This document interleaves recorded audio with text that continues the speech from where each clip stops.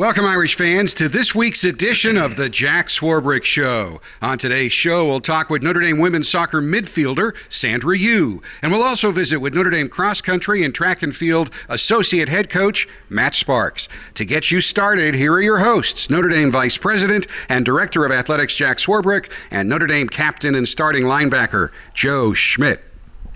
I wonder why Swarbrick comes before Schmidt in the introduction. It's I don't know. Age, maybe? I think we need to switch that up. Yeah. Vice President, that usually kind of does it. I don't know. I'm going to talk to some people in here, see if we can get that fixed. Nathan? You're probably going to be on strike next week. Yeah, exactly. I'm unionizing with all of my other guests. Well, good to have you here. Coming off a week that was a little unusual for us, you got some time off during the game. Yeah, it was. It was still a competitive game. Really until the third quarter. Massachusetts came in here with a great game plan, and they really executed for the better part of the first half. They did. They had a couple drives that really challenged us in some different ways.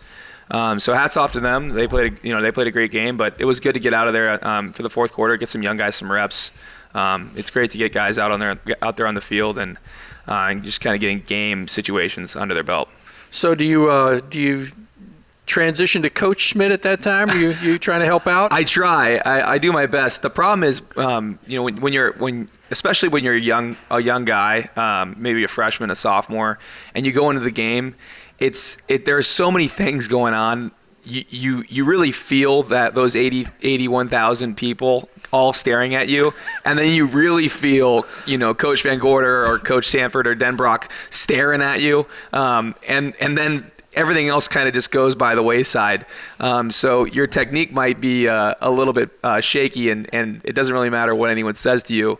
You don't exactly hear them. So I do as much coaching as possible, but a lot of the time you just kind of have to hope that they figure it out on their own. Well, give me a little post-game grade on your replacements. We had a couple of young linebackers in there getting a lot of time. Yeah, I thought they did pretty well. It's always tough too at the end of the game because they're really not playing. You work all week towards a game plan, and you're ready to operate within this. The context of that game plan. And then a lot of the time at the end of the game, they start breaking from whatever you think they were going to do. So you haven't exactly prepared for, maybe like last week, they brought in a new quarterback. He was a different player than the first string guy. So you're not exactly ready for whatever he's going to bring to the table. So it's always difficult to come in that situation. I thought the guys that came in did a great job. And we would have, we never like giving up points. Either of our groups, so they were upset about that. But for the most part, there were some really good takeaways, and I think some guys had some really solid learning points that they can take from that game, and really just kind of move forward and hopefully be ready for bigger stages. Yeah, it was great. We had 4 freshmen score in the game, so obviously you like those opportunities to get guys some reps and some times because they're working as hard in practice as everybody else. Yeah, no, it was really great. I mean, even seeing CJ Sanders with that huge 50-yard punt return, that was it was really a changing momentum point in that game. And you look at guys like Josh Adams and Dexter Williams at running back, and the assortment of receivers that came in at the end of the game. It was really great to see offensively all those guys contributing, and then we had all the guys on defense that came in as well. So it was just really good for us to see guys coming in and making plays. You mentioned CJ's punt return. I agree. It really was such a momentum shift. But special teams generally just had a really great game. I mean, Tyler was flipping the field for us. He's had such a good year punting. I thought Jarrett's play on the fake punt was huge. And Yoon obviously was having a great day. So really an outstanding special teams effort. Yeah, and I think that Coach Booker and Coach Kelly and the rest of the staff have really made a point this offseason and this camp to really focus on special teams. And guys are excited to be on special teams. And I don't think that's the overwhelming majority of opinions throughout the country. But really on our team, we love special teams. We love playing on them, and it's like an honor to be on those rosters. So guys really made a ton of plays. They were running around. Jarrett, that was a huge stop on that fourth down. The fake punt attempt. And then you look all across the field and you see guys just always making plays. Tyler Newsome had a tackle on the kickoff inside the 30-yard line, which is pretty much unheard of. Yeah. So guys really care about these teams and they care about making good results for the rest of the roster. Yeah, I don't know how I feel about our punter kickoff guy making tackles inside the 30. It was hilarious. You're watching the tape and Newsome is dang near in phase with the rest of the kickoff team, and he's just like hair on fire, just like this guy is not returning this ball. So it was really entertaining. We got to get him on the show. He's one of the more interesting personalities on the team. Interesting is a great word for Tyler Newsome. We will have to get him in here. It might be a little dangerous, but I think it'll be fun. So when you don't play all 4 quarters, do we reduce meal money or anything? What do we do? They should start taking per diem. I don't know. I shouldn't be giving you options here. I feel like I'm just as hungry after the game. No. We still had our chicken fajita surprise after the game, so we still got to eat, but I don't know if I'm comfortable talking about this. Sunday meals are pretty good after victories. Oh my gosh, they are the best. We call it a victory meal. It's still training table at the Goog, but we kind of all come together. The TV copy of the game from the previous day is playing, so we're kind of watching all the fun plays. From the game, and all the commercials are cut out, and we eat, filet mignon and lobster and crab legs and, whatever else you might think is tasty with a Sunday bar. And I'm not going to get into the other option on Sundays. Fortunately, we haven't had to deal with that right. this season. Hopefully we don't. We just want victory meals. Yeah, we just want victory meals, but it is fun to win. Everything is better when you win.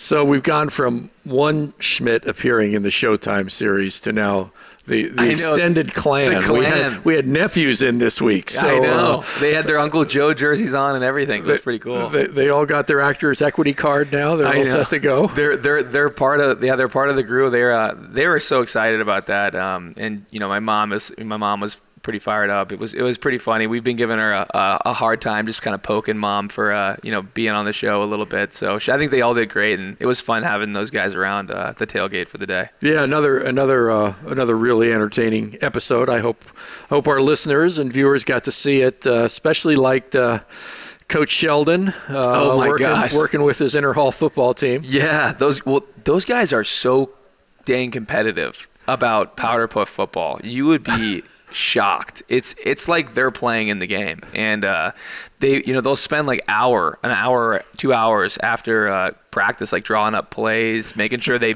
fit schematically, making sure that they're not working at a competitive disadvantage, which seems to be a popular word or words in coaching. So I think that they're doing a great job with those teams, though, and the girls seem to be having a great time. So it was a great. It added some dimension to what you guys do and how integrated you are into the campus, and I thought that was a great element of it. Big week coming up. Oh yeah.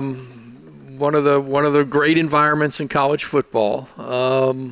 What are your thoughts heading down to South Carolina? I mean, these are the weeks that you lay in bed as a little kid and you dream of. You're going into an extremely hostile environment. They call it Death Valley.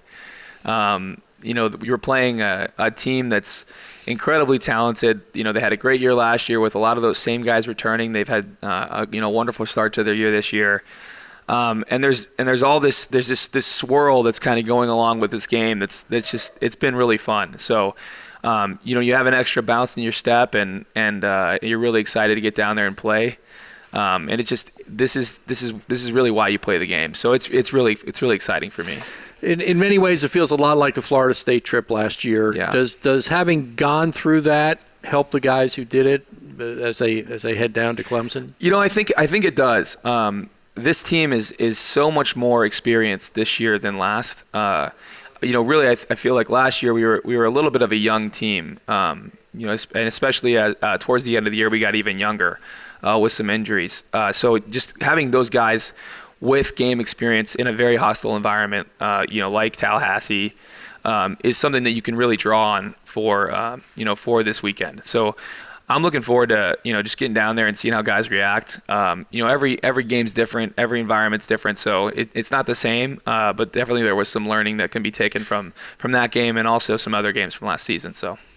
Other than the flea flicker, we can now expect every team we play against to run. I know, right? Seriously.